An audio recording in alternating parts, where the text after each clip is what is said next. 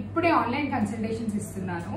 ఈ రోజు 10 మంది ప్రెగ్నెంట్ ఆడవాళ్ళలో 5గురు ప్రెగ్నెంట్ ఆడవాళ్ళు అడిగిన కామన్ డౌట్, వామిటింగ్ సెన్సేషన్ తగ్గించుకోవడానికి ఏమైనా టిప్స్ చెప్పండి, ఏమైనా మంచి ఫుడ్ చెప్పండి అని. జనరల్ గా ప్రెగ్నెన్సీలో వామిటింగ్ అనేది 100 మందిలో 80 మందికి అంటే 70 to 80% చాలా కామన్.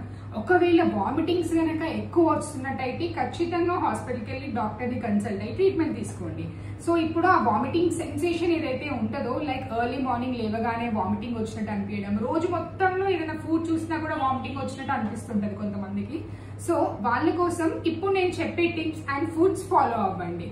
ఫస్ట్, ఎర్లీ మార్నింగ్ లేవగానే ఎంటీ స్టమక్ పైన రస్క్ లాంటిది, లేకపోతే డ్రై టోస్ట్ అంటాము, అంటే like normal bread toast plain గా, అది తినండి. ఏం ఆయిలీ ఫుడ్స్ కానీ హెవీ ఫుడ్స్, పొట్ట మీద హెవీగా ఉండేవి మాత్రం అస్సలు తీసుకోకండి. నెక్స్ట్, బనానా ఎక్కువ తీసుకోండి, పొట్ట మీద చాలా లైట్ గా ఉంటది అండ్ బెనిఫిషియల్ కూడా.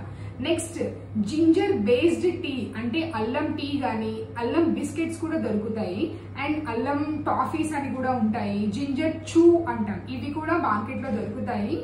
వామిటింగ్ సెన్సేషన్ తగ్గించుకోవడానికి ఇది చాలా బెస్ట్.